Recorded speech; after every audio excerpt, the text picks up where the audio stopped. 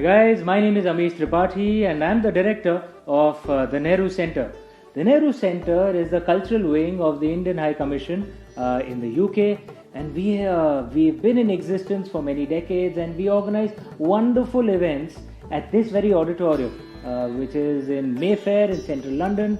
Sadly, as you can see, the auditorium is empty. It has been empty since we were all put into lockdown due to the coronavirus pandemic.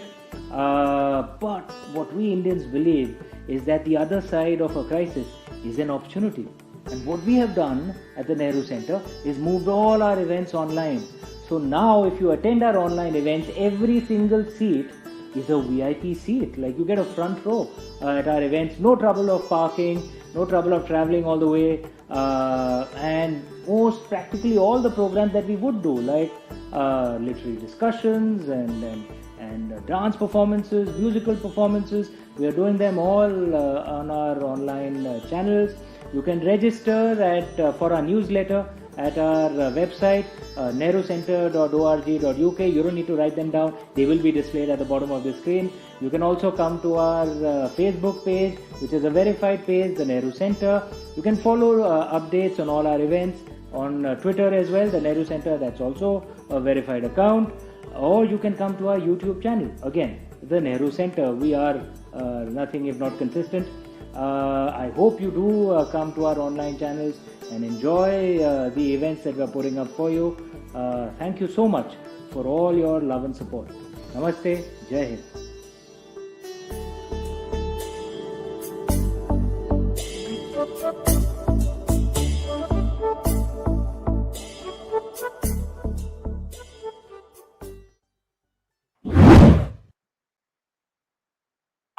Good evening and good afternoon in Europe and in India. We are delighted on behalf of the Nehru Center, Amish Tripathi and his team, and of course all of us at ORF, to welcome you to this live discussion, India at 2030, Rise of a Rajasic Nation, a book edited by Gautam Chikermane, and a number of the authors who have contributed to this volume will be joining us for a discussion today. As we turn 74 in a couple of days, this volume, in fact, is an inspiration for many of us to rededicate ourselves and our purpose, and indeed our motivations to build a nation over the next decade. This is a challenge and an opportunity, and the pandemic gives us time to reflect and reset. To discuss India at 2030, and indeed the journey that India should take, is likely to make, and some of the decisions that we need to ponder over, we will be joined by a stellar star cast of contributors to this volume, including, of course, the editor Gautam Chikermane, Amish Tripathi, who you heard from earlier in this show. He's contributed a very important essay in this particular volume. Monika Halan, Amrita Narlikar, Bibek Debroy, and Manish Sabharwal. Now, while none of them need any introduction, when I turn to them during the conversation, I will briefly introduce their current affiliation in this conversation. So please join me in welcoming this wonderful starcast this evening, with whom we will discuss India 2030, the rise of a Rajasic nation. So with that, let me welcome all of them on stage as well. Welcome to Gautam Chikermane, Vice President of ORF. Welcome to Amish Tripathi, who's managing the Nehru Center. Bibek Debroy, who is the chairman of the Prime Minister's Economic Council. Manish Sabharwal, who runs one of the niftiest firms, team leads, and we'll speak about some of those aspects. Amrita Narlikar, president of GIGA and a non-resident senior fellow at ORF. Monika Halan, who tells us how to save and how to make money grow. And of course, let me start with Gautam himself. And my first question goes to you, Gautam. Why did you make all of us write for you and put this volume together? What was your motivation? We are turning 74 in a couple of days. We are also in the third decade of the 21st century, and we are also in the midst of dark days. This volume is seen by many to be one of believers, one of optimists, one of those who think the opportunity lies ahead. What were your drivers of putting this wonderful volume together? I urge all our viewers online, all our viewers who will be watching the show later, to go and pick up this book, and please buy many copies and distribute it to your family and friends as well. This is an important collection, not because you will agree with it, but it will make you think. It will make you think about how you should approach the decade ahead. And Gautam, over to you. Your motivations, why this book? Thanks, Samir. Thank you, Amish, for having us here, Nehru Center, Observer Research Foundation. Thank you, my contributors, for taking the time out. And thank you, the audience who has taken time to listen to us. I'll cut straight to the chase. Samir, I think you've already answered the question in the question that you asked, which is that it is to make you think about where we are headed. You don't need to agree with it, but this is a definitive direction that India would be taking. So, why did I write this book? I think there are several reasons. First, of course, you know my obsession with numbers. The first reason is a number. We were approaching 2020, and I felt that it would be an interesting time to explore the new decade. As all who track my writings would know, this is something I do very routinely. For instance, my first book, a volume of poetry, was 5 Decades of Decay, which I wrote in 1997 on the 50th anniversary of India's independence. My fourth book was 70 Policies That Shaped India, which I wrote in 2017 on the 70th anniversary of India's independence. My next 2 books are based on numbers again. The sixth book is an economic history of the 30 years of economic reforms that began in 1991. And the seventh book is an edited volume on the 150th birth anniversary of Sri Aurobindo. This book, my fifth, is part of the same thought process: a new decade, new hopes, new aspirations, and a new number. The second reason is that there was a dramatic change in the way India was perceiving itself. And all of us in this room would know, and you in particular, how we have begun to change the way we look at ourselves. I'm not talking about the narratives or the fake news that is dominating the discourse. I'm not talking about all that. I'm talking about real people, students, entrepreneurs, soldiers, leaders, the conviction with which reforms are happening today, the harsh pushback from the old entitled, the new laws that can change lives, and the old entrenched dynasts who are unable to or unwilling to take people along on this force. For instance, just last week, India got its 21st unicorn in 2021, upgrade. And we still have 4.5 months to go. I think India could end the year 2021 with about 25 to 30 unicorns, new unicorns. The third reason is, which I explored in one of the post-Pulwama essays, is the Rajasic spirit underlying these changes. Balakot was a defining statement of India that reverberated across the border as well as the world, outside as well as inside. It said one word: enough. And we have followed through with China at Galwan, and now are pushing the boundaries of Quad, G20, and United Nations. But below all these was the changing spirit of the nation.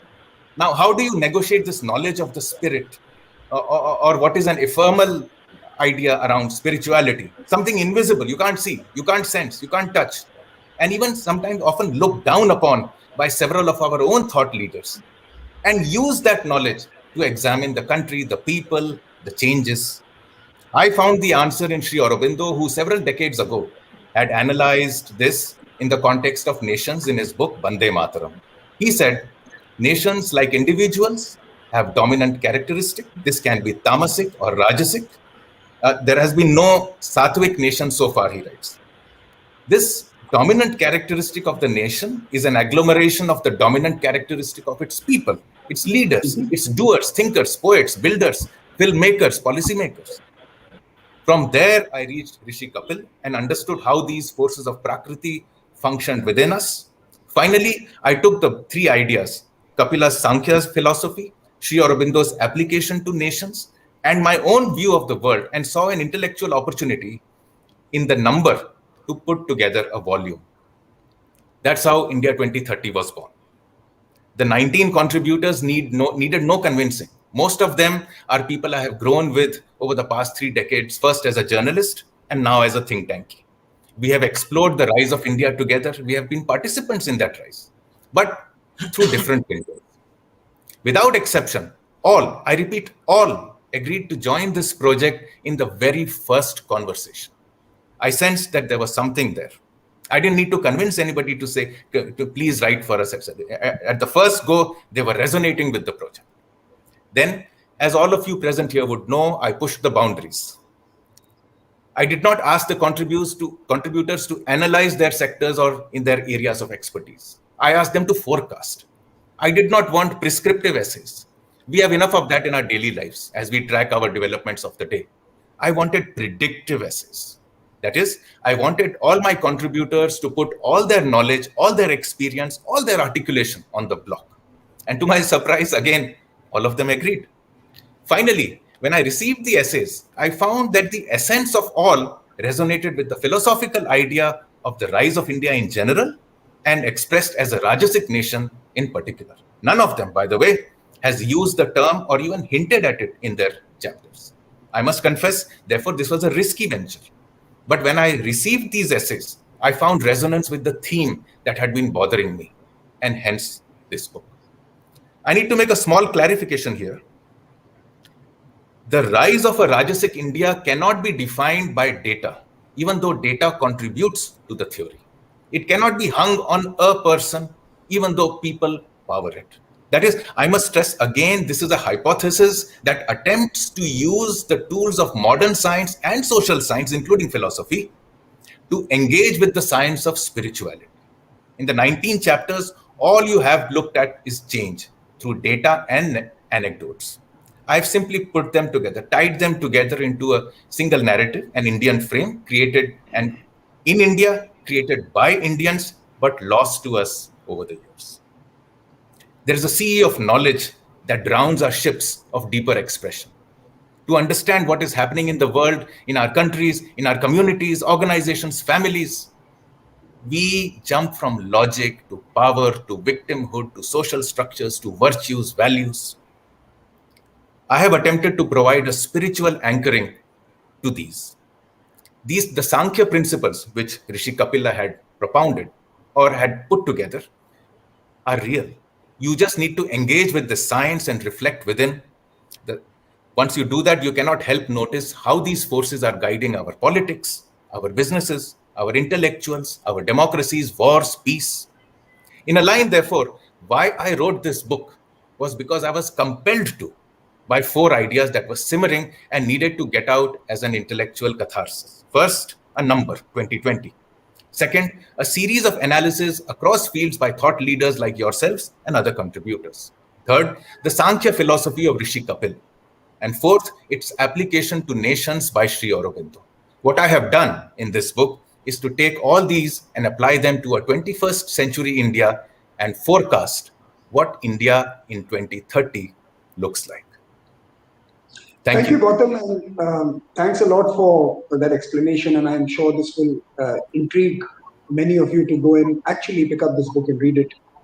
I have read the essays, and I can tell you there are some really valuable insights. And perhaps some of those we are trying to tease out today in the discussion that follows. Gautam, I'm not going to let you off the hook. I'm going to come back to you at the end of the cycle, and I'm going to ask you about a very big event that happened recently, a big social media event. And I got a number of messages on my WhatsApp that want me to ask you about it. You met the Prime Minister. He's also endorsed the book. There are rumors that you gave him a list of reforms that are needed to be done in the next 5-6 years. What was that meeting about? And I'm going to come to you later to discuss that particular encounter. And of course, the rise of the Rajasic nation, and you're handing over a copy of that book to him. But let me first turn to Mr. Debroy. So, Debroy, you make an interesting proposition in your contribution. You suggest a younger India will be in power by 2030, in the next decade. You suggest the legislative legacy would be cleaned up by 2035.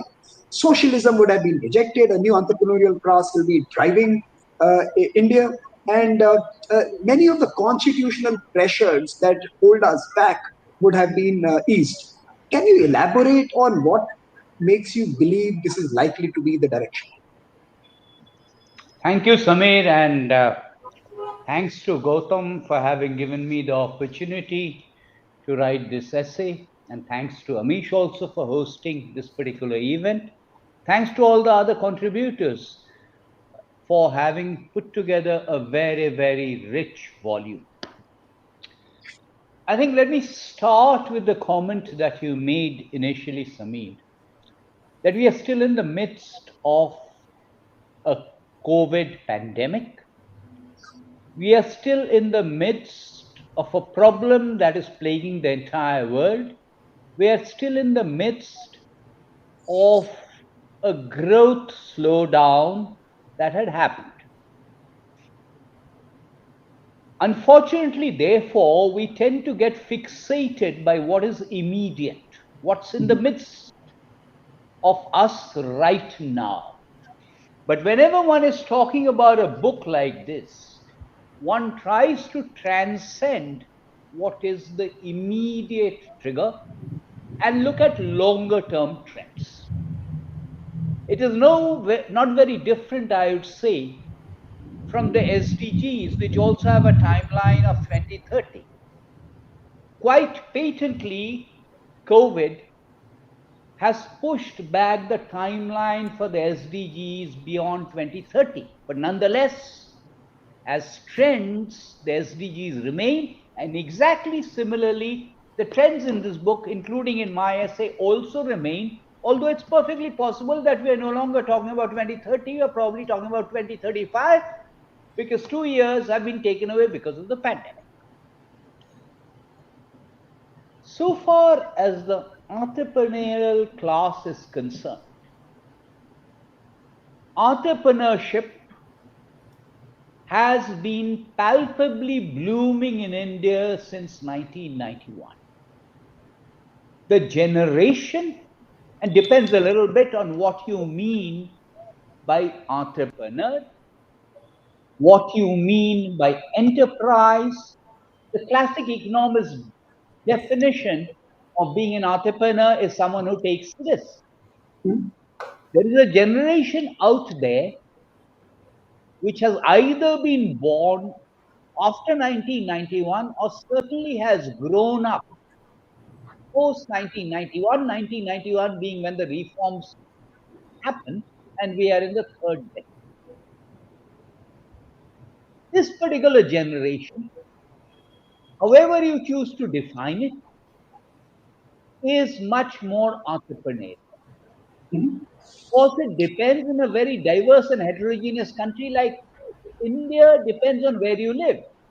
But I would quickly like to mention that increasingly the story of the last couple of decades has been of an integration of many villages that earlier were not integrated into the mainstream. And pre-COVID, they were also becoming entrepreneurial by whatever definition, because people were willing to take risks. They were no longer seeking to be employed by others. They were seeking to do things on their own. That automatically means your attitudes towards the state, defined as government, changes. You reprioritize, therefore, reflecting the consensus that emerges in a country like ours, in an indirect democracy like ours. Constitution and parliament and executive reflect the wills of the people. There is a legality which I want to quickly mention, because that legality is important, but it is not all that important, and that legality is about the insertion of the word socialism in the preamble to the Constitution. Amending that, of course, is going to be much more difficult. Amending the Constitution at a certain point in time, the preamble in the mid-70s was very easy because no one discussed it in Parliament. Amending the Constitution now is going to be much more difficult, and removing technically the word socialist is going to be much more difficult. As a consequence of that, every political party in India under the Representation of People's Act has to say that it is a socialist party. But the point I'm making is not about the legality of changing the preamble, which of course also encounters the issue of the basic structure. The point I'm making is, in the churn that has been happening in India pre-COVID, and as I said, COVID I think is transient. We will get back to our normal trajectory sometime next calendar year. Pre-COVID, it is my view that given the churn that was going on, given the young India that was happening, people were questioning the meanings of terms like socialism, secularism, and democracy. Not trying to remove them, but trying to reinterpret them. One instance of democracy is what has happened post the 73rd and 74th constitutional amendment. Enormous amount of churn, reinterpreting what does democracy mean. Exactly similarly, a questioning of what the word socialism means, not necessarily removing it from the constitution, that's difficult as I said, but interpreting what it means. And the issue it boils down to is, does socialism mean that I must give everyone equal access to various so-called inputs? That's, I think, more or less a given. But does it mean that everyone must have the same outcomes? I don't think that is the consensus across younger India. Younger India would certainly like the former. I don't think young India insists that outcome should be the same for everyone, which is what redistribution of wealth as opposed to equal opportunities for creating wealth implies. That's exactly what I mean by saying a continued emphasis on reducing inequity, but a less of an emphasis on inequality, on reducing inequality as defined by distribution of something like incomes. Finally, the way people's attitudes change is almost exponential. By 2030, 2035, we'll be at a per capita income of 4,000 US dollars or thereabout.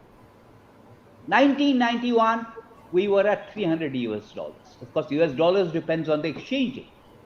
Today, it's just over 2,000, 2,200, let's say. But look at the way changes have happened. Look at the socio-economic transformation. Exactly similarly, because young people will step into positions of policy making, I think attitudes will change.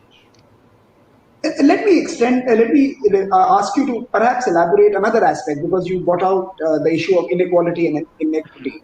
Let me ask you on that. You have also argued that the inequality debates in India will really be dense and intense when we reach a per capita income of $20,000 per person. So we are still a bit away from the time when we should really be worrying about it. I would argue that we are seeing those debates already in place. We are seeing some bit of wealth creation.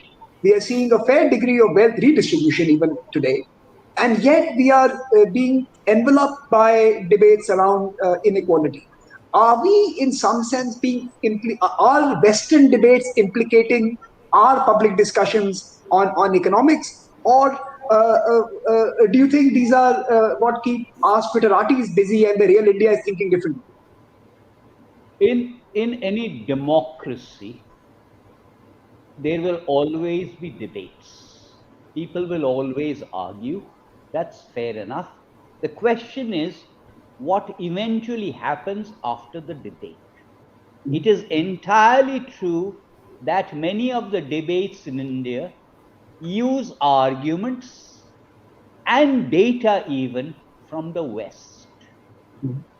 It is an accepted principle that whenever a country goes through fast economic change, there is some increase in inequality of outcomes. It inevitably happens.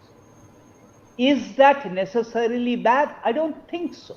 The more important question is, given India's diversity, given India's diversity not only in terms of its geographical expanse, but in terms of the age profile of the population, there will be different points of view. Question is, on balance, what do we decide? Mr. Debroy, I'm probably going to come back to you in a bit. Let me turn to Dr. Narlikar at this time. Amrita, you have posed a very interesting proposition for India in the coming days. You have suggested that India's most significant contribution to multilateralism is actually going to be the infusion of the real idea of values into debates. Now, I am a little bit of a skeptic when someone uses the term value. You know, the Europeans have been throwing the value debate on India forever, be it climate change, be it Afghanistan, be it any global geopolitical development, and we hear values being invoked. It's become rhetorical. So when you say that India is going to actually embed the idea of value in multilateralism, what do you mean by that? Thank you, Samir. May I just start off by saying it's great to be here. I had tremendous fun writing the chapter that Gautam asked me to. So thanks for bringing us all together. And Amish, it's thank you for hosting this and bringing us together. Samir, you are spot on. Values seem to find some token reference nowadays. And then it goes back to doing business as usual with China, right? We hear a lot about values in Europe, and then then here comes business. Here's Volkswagen. Here's the big business. Let's go back to business as usual. Let me just say a little bit on why this is the case, and the reason why we keep seeing this Groundhog Day is because of a core assumption of the post-war multilateral system, and that assumption was that peace and prosperity were inextricably and positively linked. So through economic exchange, we all were supposed to get progressive convergence and even socialization. And this is indeed what seemed to be happening for almost 50 years until the China shock. The problem is that technocratic narratives do not recognize that the economic ties, those very same ties that were supposed to bind us all together into a Kantian peace, those very same ties in a world of closely integrated global value chains can be weaponized. They can be weaponized by systemic rivals. And so what you get in the Brussels bubble and the Geneva bubble are homilies. You get homilies to the rules-based system. You get platitudes on the rules-based system, on motherhood and apple pie. That's what's just missing, right? And what is really missing is a fundamental questioning of what is that rules-based system for. It's not an empty shell. What do those rules do? Is that system fit for purpose today, and what values underpin it? This takes me to the core of your question, Samir. India can play a major role in correcting this dissonance. It can do so by pushing for a fundamental reform of the system, which upholds not those same issues of labor standards and environmental standards that you were referring to, and that Europe has indeed thrust upon most of the global South as if it's the only guardian of liberal values, right? But pushing for macro level values. If you get those macro level values right, labor standards, environmental standards, and so forth will follow.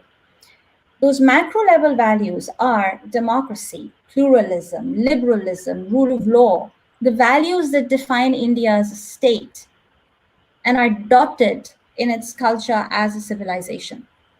Now, this is not always easy for India to do, not least because we have the European Union, we have the global northern players often behaving as if they are the sole guardians of these values.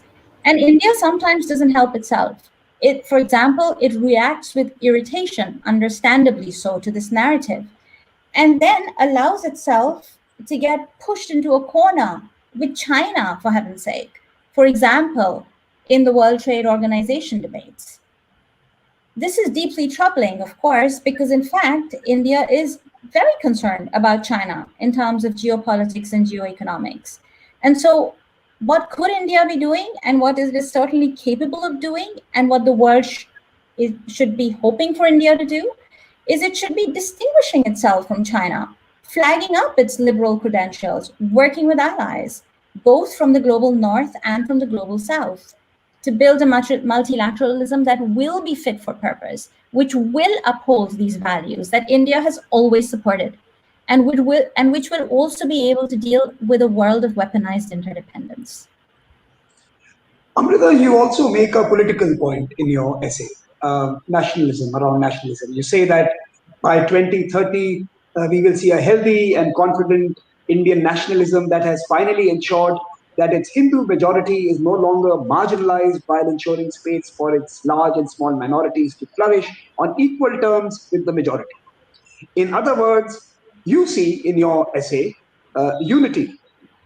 Some would argue we are watching aggressive slivers of the opposite today in our public sphere, in our political discussions.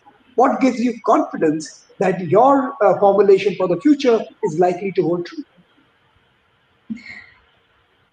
It's interesting that you saw that as optimism, Samir. I don't think I was being optimistic or pessimistic. I was pointing to one of the key risks that could stop India from playing that impressive global role. And that risk, indeed, like you point out right now, it is indeed an insular, aggressive form of extreme nationalism. And that risk is serious. It's not only in India that it's serious, it's also serious in the United States, as we saw in January. It's serious in parts of Europe. It's very serious in different parts of the world. Right? This is not an India-specific problem. But you did say optimistic, so let me try and be optimistic now, and let me do this in the following way.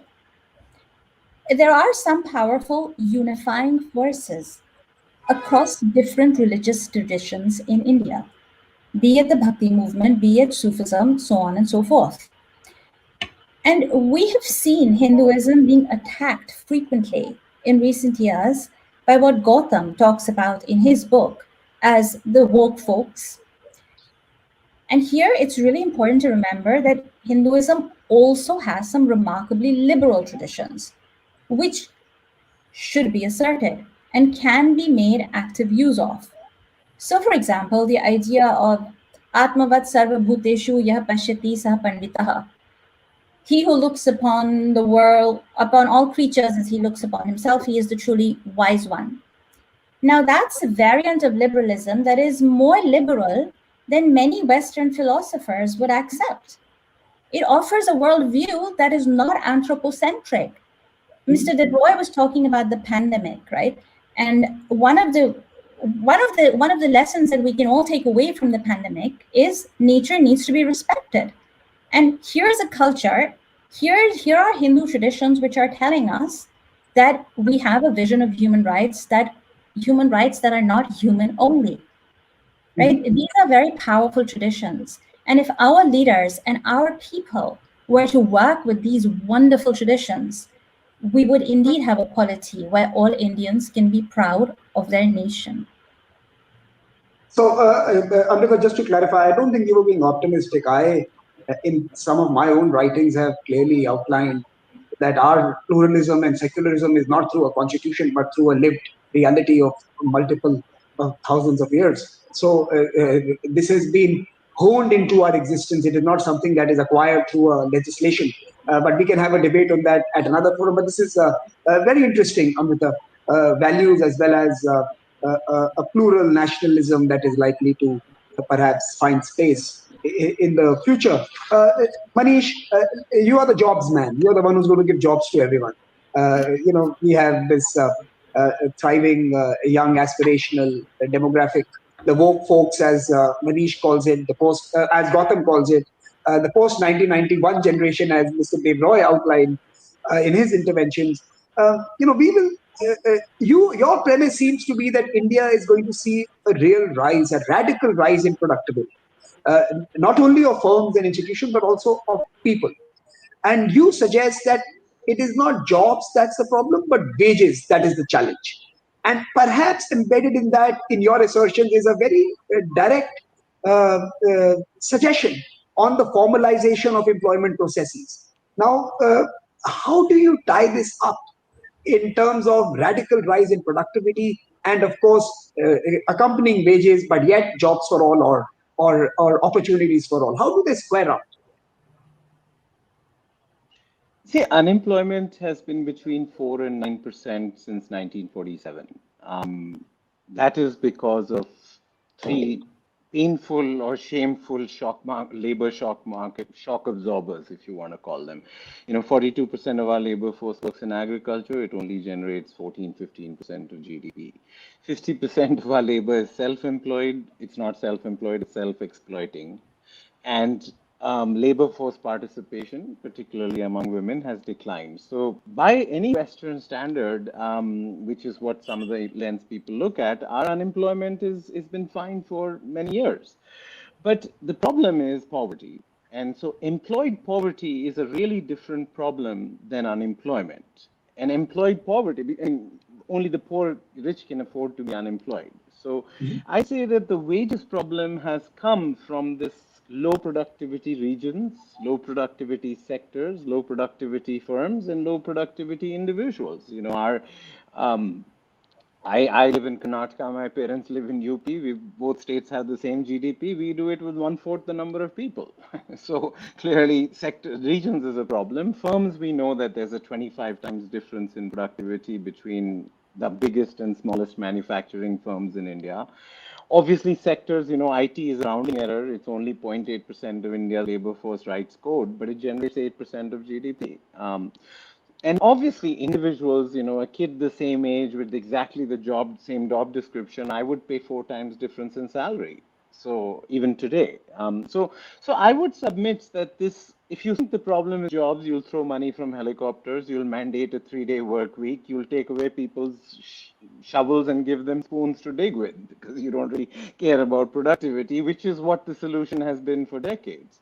But if you care about wages, you will think about formalization, urbanization, industrialization, financialization, and human capital, which are the 5 vectors we've tried to pursue in the last sort of few years. And formalization becomes really important because it's not about big versus small. It's about formal enterprises are more productive than informal enterprises. And what is informality? I mean, beyond a point, it's a sense of humor about the rule of law.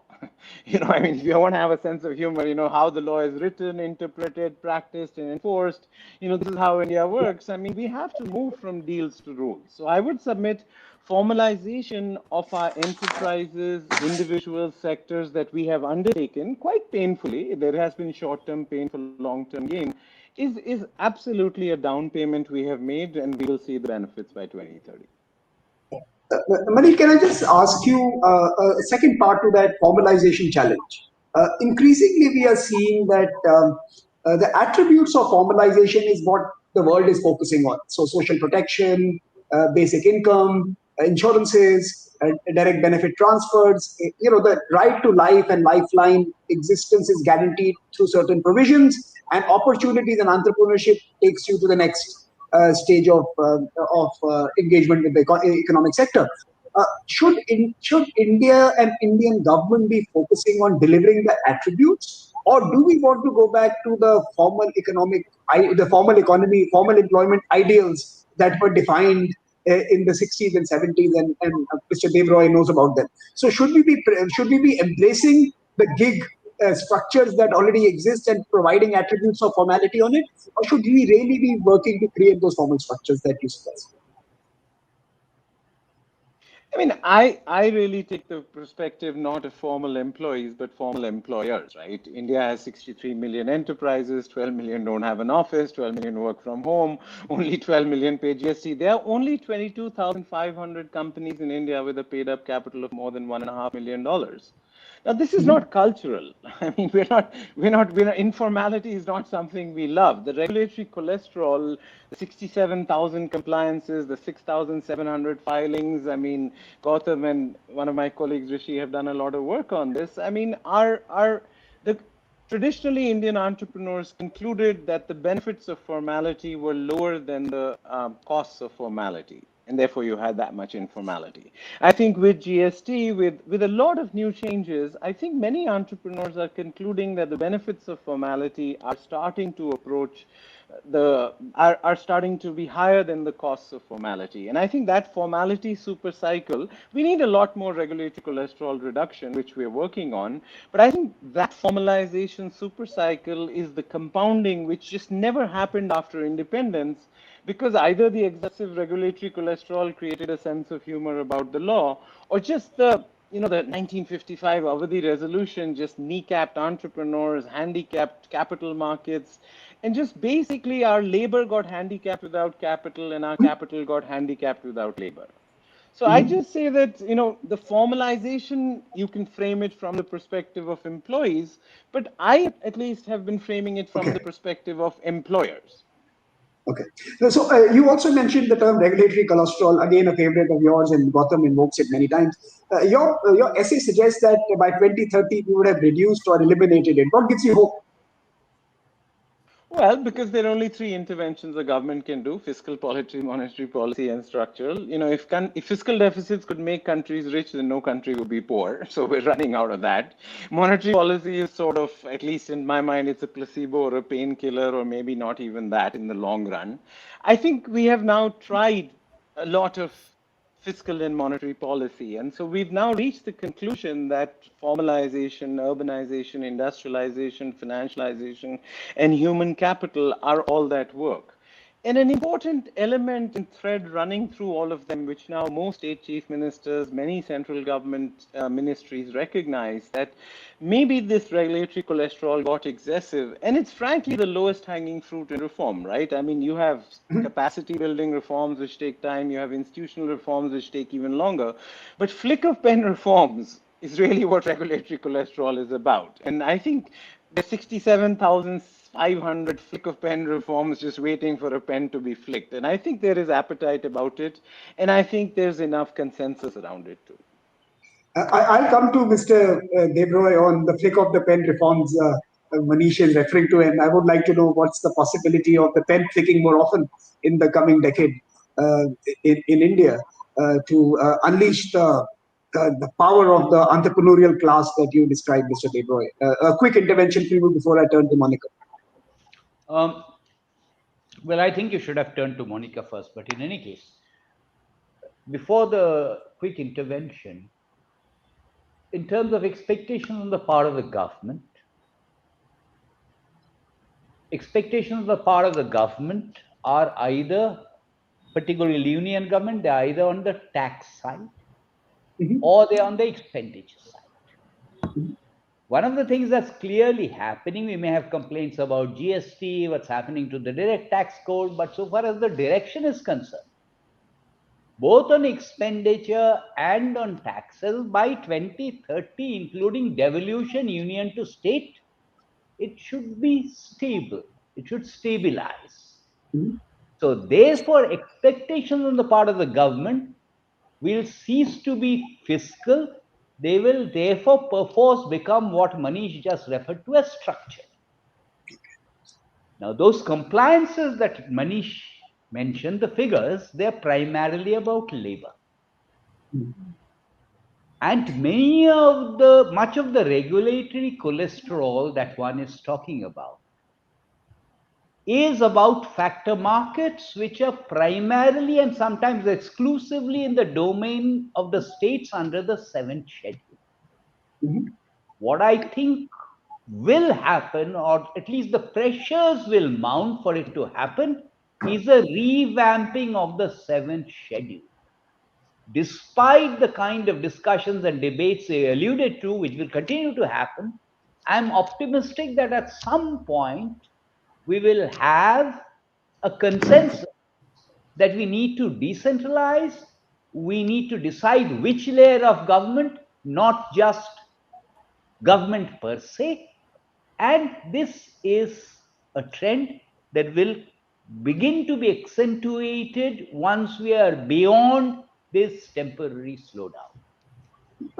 Thank you, Mr. Debroy. Monika, let me turn to you. I think you have perhaps written what I would argue, and I was telling Gautam this, is the most important aspect and perhaps the underspoken aspect of a nation's national power, its savings, and to make the savings investable, to make them productive, and to make them work for national priorities and objectives.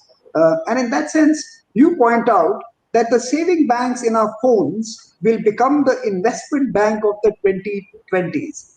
All of us, including the poor, have taken to phone banking. That's a trend that we have seen over the last decade. Can you show us what phone investing in 2020s will look like? And how is this going to change the way the nation meets its objectives. Right. Thanks, Samir. Thank you so much. And this is a continuing theme of financialization, formalization. But I have to start with a very small story. So this is 2009. I'm consulting with the Ministry of Finance, attached with the Swaroop Committee. We're doing a report. And we invite Nandan Nilekani to help us think through some areas in consumer protection and financial literacy. He walks in, he understands the problem, he picks up a marker, and this is 2009, and he draws a screen. Mobile phones were still Blackberries in 2009. We didn't have smartphones. He draws the screen with all the tabs that we are seeing today, where all of this was on one screen. Saving, your investing, your insurances, with wafer thin costs. It was seamless, it was real time. I can just say that we are sort of living a part of that dream right now, and we're about halfway there. The one thing that he didn't talk about was earning. How do you put that earning button and how do you harvest data? Now with account aggregators in place, in a few years, Indians hopefully will be able to harvest our own digital exhaust rather than leaving it to be harvested by big tech. But the point actually that I want to make here, Samir, is that we, as the haves in this whole story, we are already experiencing mobile money investing. We're already halfway there. But what will this mean in this decade for the farmer, for the agri sector? Take the case of an apple orchard owner, a farmer in Himachal. Access to finance, it's not even access to customized finance. Access to finance to him or her is a problem. If we can do this with this single screen, not only does she have access to customized finance, he gets savings, investing, credit, and risk mitigation. So imagine there's a flash flood and half of his orchard goes away. He pulls his mobile out, files for a claim. The claim management company already had a drone out there because they heard there was a flash flood. They already had the data and they could verify that one of their clients had their orchard half swept away. In 2 days, his phone goes beep, beep, beep, and the insurance money is actually credited to his account. So it sounds like utopia today because of the mess in the way that insurance in agriculture runs and the problems with the insurance firms. But this is what the marriage of finance, technology, and the young entrepreneurs of India, all the millennials and the Gen Zs, that marriage, what it will bring actually in terms of getting all of these services on our phones is something I think we will see. The challenge, according to me, is not either the technology or the enterprise. I mean, you should hear of some of the stories of the fintech, the insurtech, what they're doing with various parts of technology and trying to really stitch this together. Again, it's coming back to Manish's point of the regulatory cholesterol, of the old thought. The problem is really turf issues within the financial sector regulators, the monopoly mindset of the regulators. What you actually need is a seamless interface for the individual. Rather than having to choose regulators, they should be thinking of the service that financial product gives to us. So the challenge really is on getting the policymakers and the regulators to see the world from the point of view of the individual and then allow that interface to happen. And I'm actually very hopeful that in the next decade, we will see this dream come true, Samir. Monika, you also mentioned that digital money will increase the velocity of money itself and will bring around greater transparency and accountability in the financial system.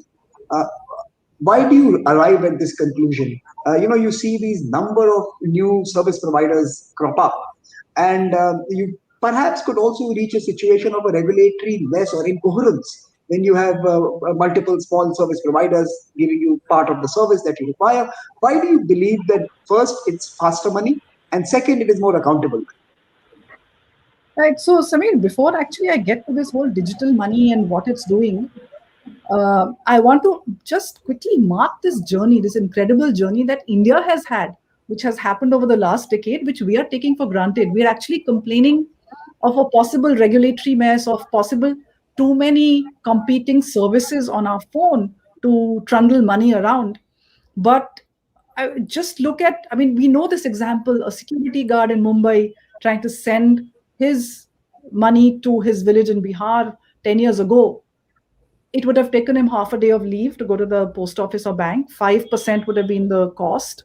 It would have taken a week, 10 days for that money to reach.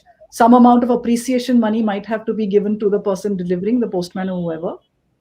Today, he's spoiled for choice. It's a couple of apps in his phone which he taps, and the money seamlessly, real time, low cost goes to the family. And this has happened because the country has taken the road which is of building a digital public utility, which means the infrastructure is public. You can run your private cars on this road. So there is a road, belongs to the public, but you can run your private cars on it. Bhim really was a proof of concept because no one thought it would work. But now you have Google Pay, you have Phone Pay, you have WhatsApp Pay. All of those are actually just state of the art payment systems which we have got as a nation literally on a platter. We have to acknowledge the role played by the government, RBI, iSpirit, the volunteers out of Bangalore who made this possible. And it really amuses me to see people talking about cryptocurrency in India as this godsend. So you can send money here and there. It's okay for the Americans to talk because their banking system is outdated, their payment system is geriatric. We don't need that. We can think of that as an asset class, if at all. But in terms of a payment system, we don't really need cryptocurrency. So the other things of overseas transaction is a totally different story. Now I'll come to your point about transparency, accountability. Digital money leaves an exhaust, it has a trace. You can track both corruption, terror financing, origination, destination of that money. Just the linking of bank accounts, phone, Aadhaar to the direct benefit transfers has exposed the entire rotten pipeline. We've understood how many ghost beneficiaries were there. So as we use this more and more, we are understanding that the push against formalization, the push against digitization has really come from vested interests, people who don't want really this transparency. What is the problem with linking your bank account with Aadhaar? So that really has been the resistance. So when you see the problems in getting real estate reforms going, we got a regulator in 2019, right? And that regulator is also defunct. It's differs state to state because real estate remains the last sump of unaccounted money in India. So yes, of course, you need digital money. It's faster, safer, real time, lower cost, and it shines this light of transparency on the transactions as they happen. So for me, I think this has been one of the biggest things to happen in India. And we should really be sort of thinking ahead with it in terms of a soft export to other countries rather than trying to question whether this is a problem or not, Samir. Manish, would you like to come in on this? Because this is something that implicates perhaps a segment of your efforts as well. And are you seeing this change significantly the way you were approaching your particular sector in domain? Manish, that was to you. I mean, I think that, India being a world leader in real-time payments, 3 billion payments last month, our target was 1 billion payments. We will reach 1 billion payments a day. I mean, I think that this is absolutely remarkable what has happened in payments in India. I think the 50% credit to GDP ratio, the financialization, that we've been stuck in, that needs a different level of structural sort of change. We need more banks. We need to fix government banks. We need to fix private banks. We need to stop distinguishing between banks and non-banks. We need to fix a little bit in regulation supervision, all of which I think is WIP. So I would say that the financialization super cycle is very complementary to the formalization super cycle. I mean, I think the financial super cycle in payments is further ahead than what it is in credit. But I think that both of them are not only mutually reinforcing, but I think both of them are on their way. Now, again, you could talk about regulatory cholesterol in financialization, but these things are all WIP and accelerating. Thank you, Manish. So we move to the final segment with Amish, and I will, of course, also invite Amrita in for her thoughts on what Manish shares with us. Manish, uh, you have asserted that ancient India will drive modern Bharat. Now, explain that to the viewers and certainly to me. I mean, I read the essay. Now, for the benefit of all, what does this really mean in practical terms? You know, uh, and in fact, I'll restate a point that you made, which in fact, even I've written in various articles that India is not a liberal country because of a constitution that was bequeathed to us in 1950. No, we are liberal because our civilization is liberal. And our civilization has been liberal for thousands of years. India is the only pre-modern land where sub-Saharan Africans came as immigrants and rose to become kings by the dint of their own merit, the Siddhi Maharajas, and they converted to Hinduism or Islam, but they continued with many of their ancient practices. This was 600 years ago. The Zoroastrians, when they were attacked by Arabs, the oldest Israelis, when their temple was destroyed by the Romans. India has always been a liberal, open society. It's not because of a constitution in 1950 which made us liberal. Now, there's a certain part of the elite which is very westernized in its approach. I think that one sees in part of the way the economy is managed as well. We have first world regulations or controls on doing things in an economy which is still third world.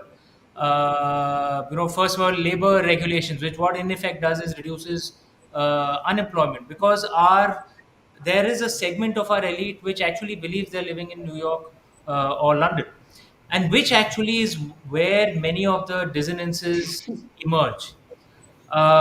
If we realize that many of our solutions is actually in our own land, in our own traditions, we will find it much easier to make the case. Like, for example, if you have to fight for the rights of women, what some of our westernized elite used to do is give us American or British examples which have no relevance to the real India, which will connect only to some parts of South Mumbai or Latin Delhi or maybe a few big cities.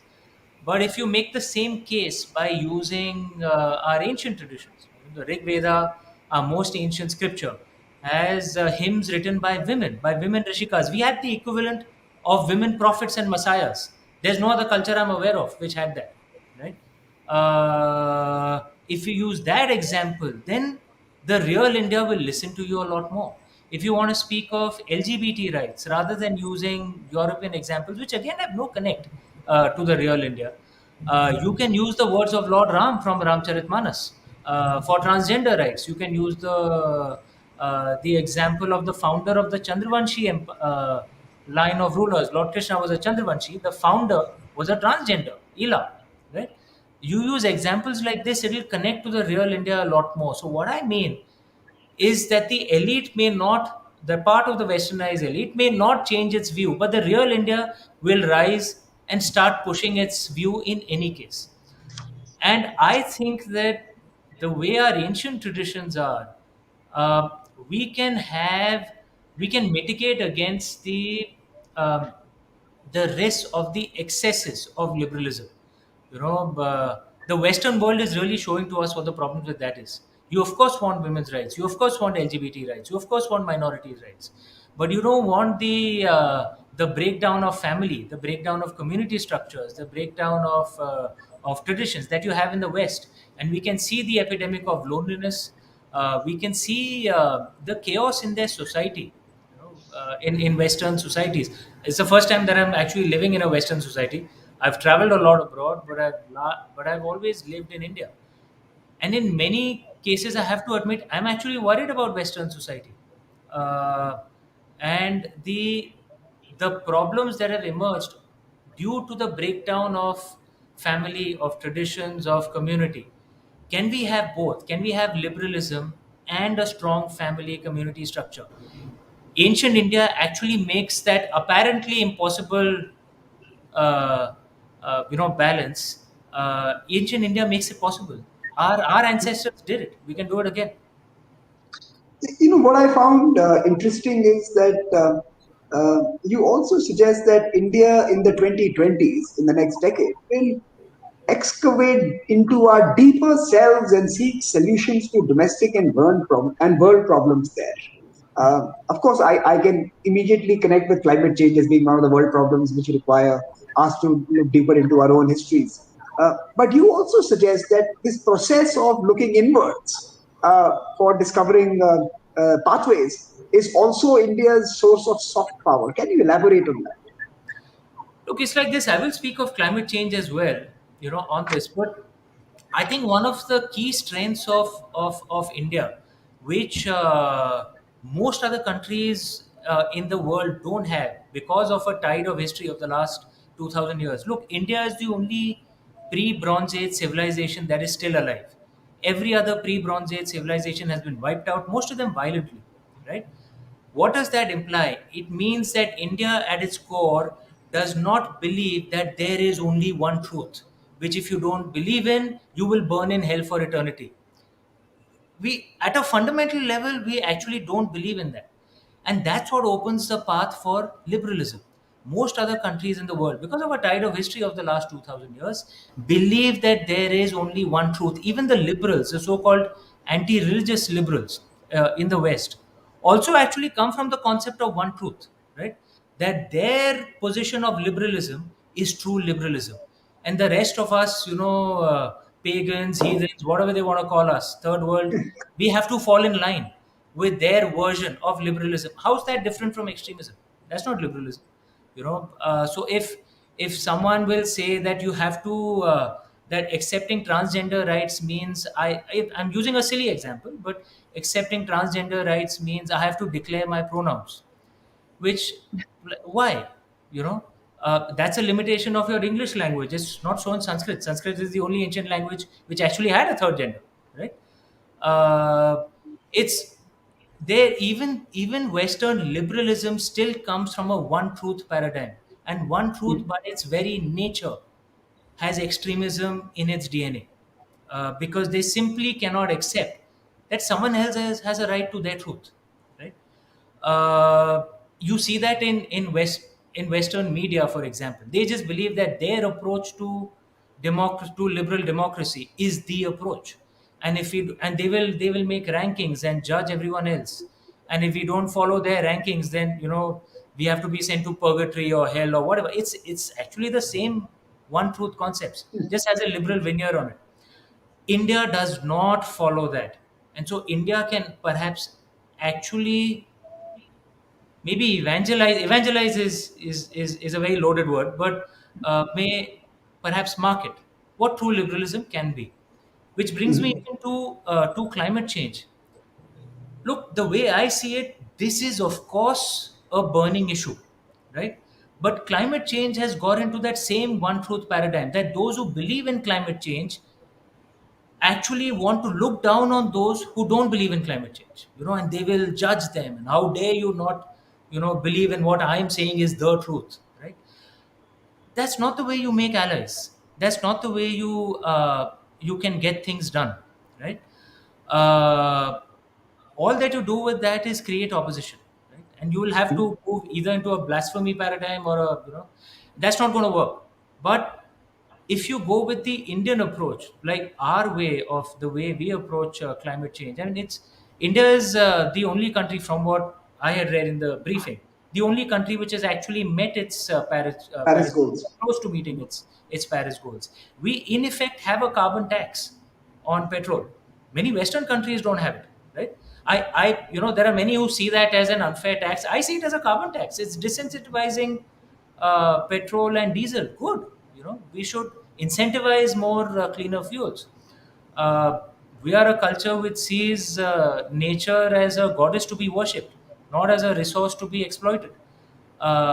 It's easier for a politician to make the case for climate change, and if you don't come from the perspective that I am morally superior because I support the climate cause, you can perhaps have a conversation which will work. I mean, if you tell a climate skeptic that, look, if you buy a car, you take an insurance policy, right, on it. I mean, there's no guarantee that you're going to have an accident. In fact, 99.5% you'll probably not have an accident. You still take an insurance policy because just in case an accident happens, you want yourself covered.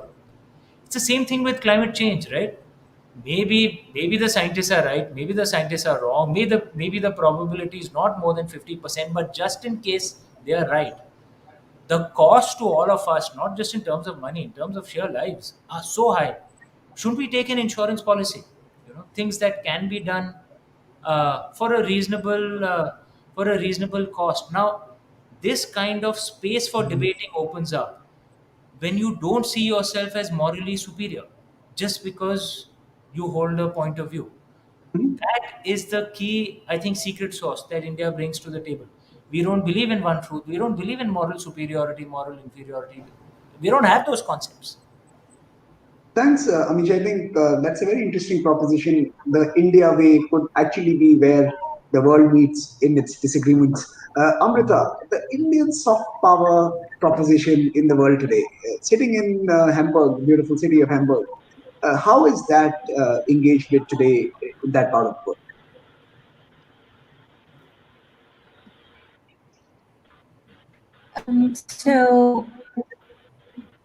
Well, there are two reactions to that. On the one hand, there's a lot of stereotyping about India, which are all subject to all the time, right? I mean, India, a number of talks that I've given on India here, where I've been asked, but you must really know about violence against women because you must suffer it, right?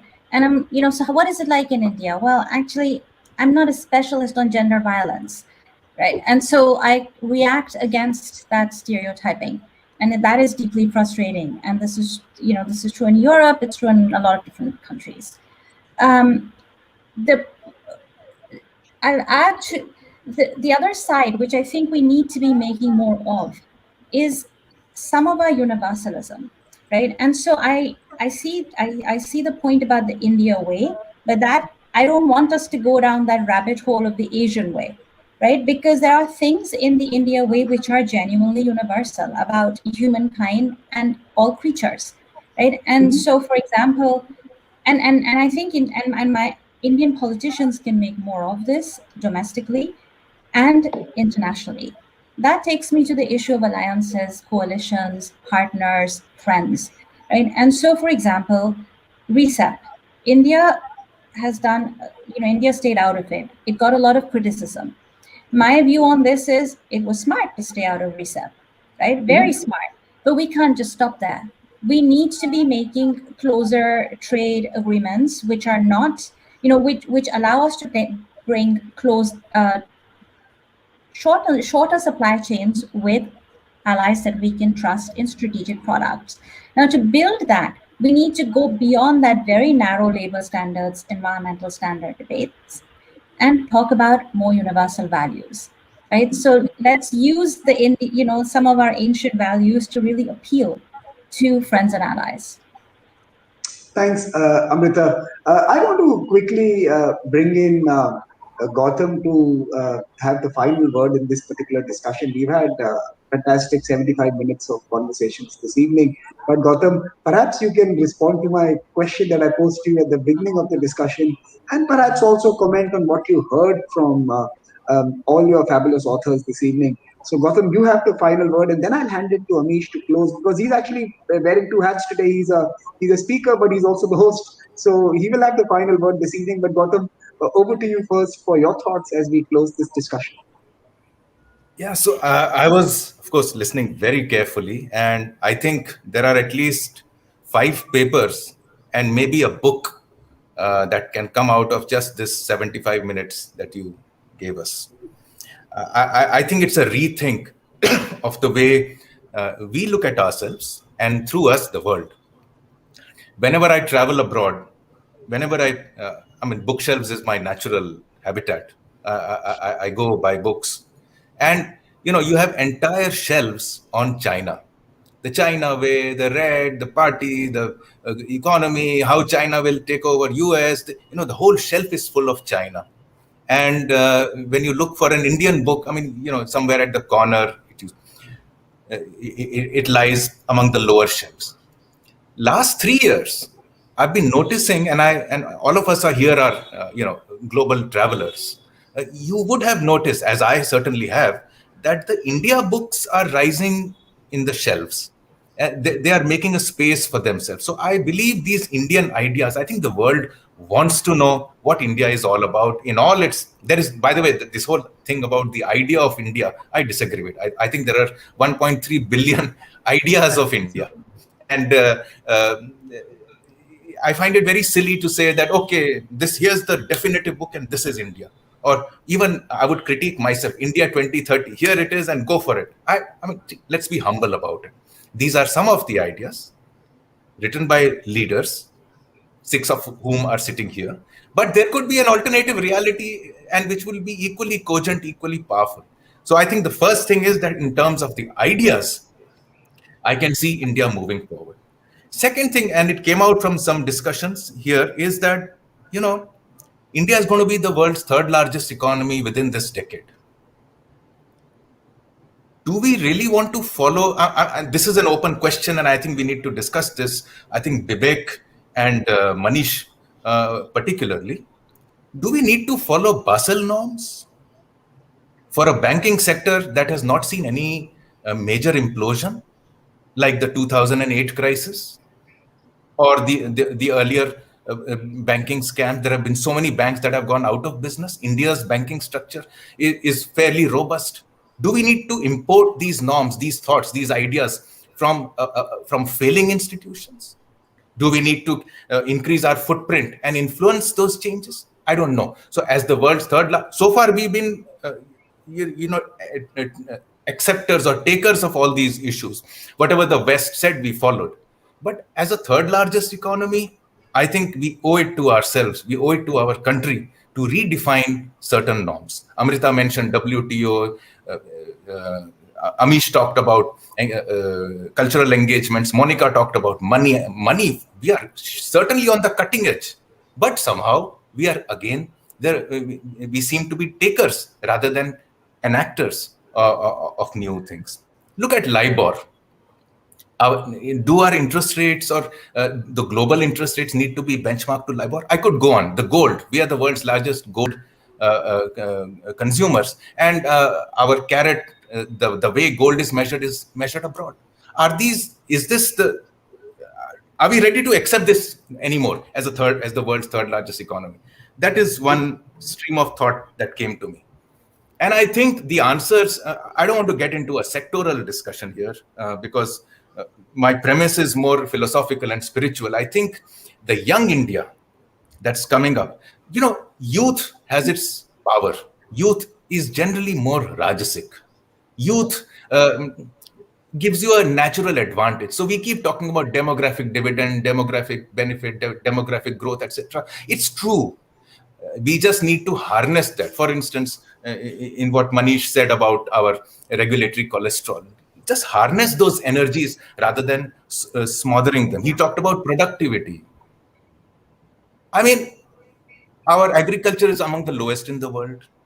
Our manufacturing productivity is among the lowest in the world. I think the structures that we have built around these issues, and when you try to bring change, the entrenched people, who I would call tamasik, don't want that change and they prevent it. So I think these are the battles that we will be fighting over this decade. But I think Rajas will win. Let me conclude by, I just want to, I had picked up a very nice quote of Sri Aurobindo.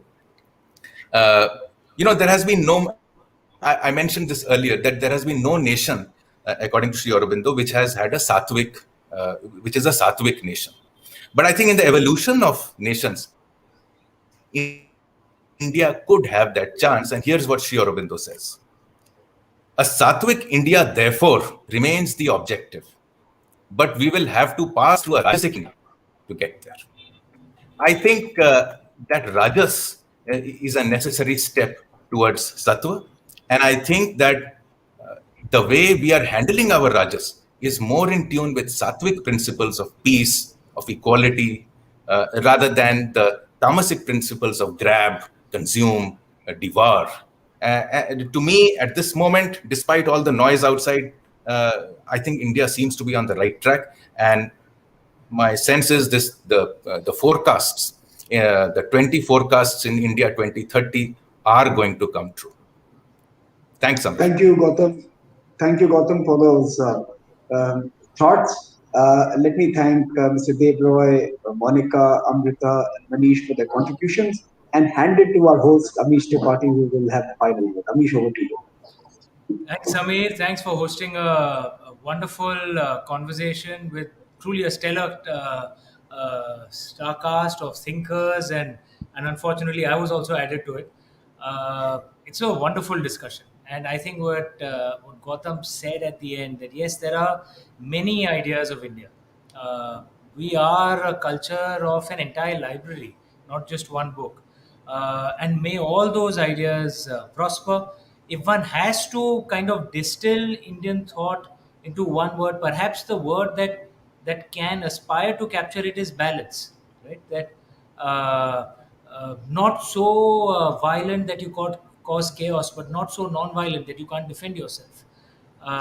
Not so money loving that actually you destroy everything else, but not so money hating that actually you just remain mired in poverty.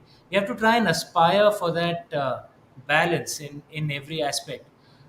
If we can do that, we'll truly create a wonderful nation. And the sheer scale of India is such, 1.4 billion people, a fifth of humanity. We can change the entire world just because of our sheer scale. The only nation which matches up to this is China in scale, and China and India are perhaps among the few civilizational states. We're not a nation state, we're a civilizational state. We will have many ideas of India, and I'm delighted that Nehru Center hosted a few ideas among them on this platform. Thank you so much, Samir, for hosting this so well. Thank you so much, Vivekda, Manish, Amrita, Monika, Gautam, my friend. A fantastic book put together with these wonderful thinkers, and a fantastic discussion here. I hope all of you enjoyed it and do share this program with all your friends. Thank you. Thank you. Thank you. Thank you. Take care.